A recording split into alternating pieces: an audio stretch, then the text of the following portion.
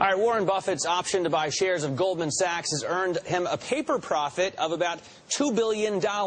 That's a return of more than 40%, and it doesn't even count the $500 million of annual interest he gets from that investment. Bloomberg reporter Mark Pittman is here to talk with me about this, and it's interesting because yesterday you and I were talking about the U.S. taxpayer earning a whopping 23% return annualized on our TARP investment in Goldman Sachs. Warren Buffett blows us out of the water as an investor.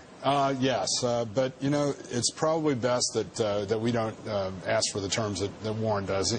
He has an obligation to his shareholders, and frankly, you know, the Treasury Department probably has an obligation to all of us on some level. So we get out of our $10 billion investment, $1.4 billion, including interest, right, and the warrants. And the warrants. Buffett, without even counting the interest, has a paper profit now of $2.05 billion. How does that work out? And he only invested $5 billion. Yes.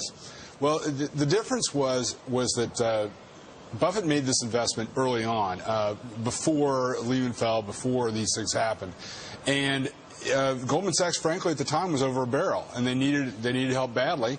And he gave it to him immediately without a lot of, I mean, there was fanfare at the time.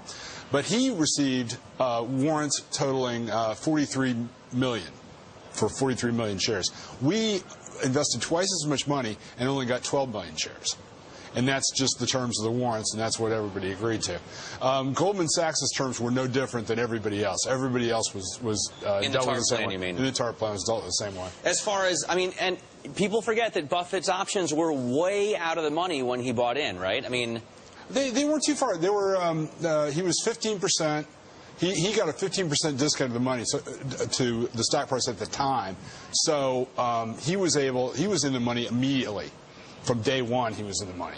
Exercisable at or strike price of $115, right? Right, and I think the stock was selling at like 125 at the time. And it's up at 163 today. But it did fall. It fell considerably, down in the 50s, I believe.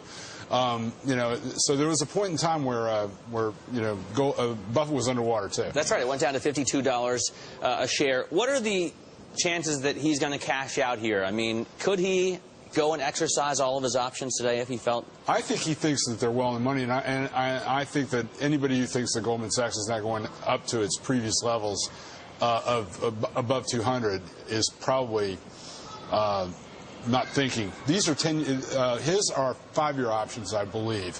Ours are 10-year. So we've got, you know, there's plenty of time for this to work out. There's plenty of time for stock splits and other things too. He can sit back and collect $500 million a year in interest. And Goldman Sachs is bound to do well. They're pretty well connected, the guys at Goldman. They are. All right, Mark Pittman, thanks very much. I'm sure we'll continue to talk about Goldman Sachs and probably Warren Buffett as well. Probably. The U.S. taxpayer may be third place there as far as interesting topics.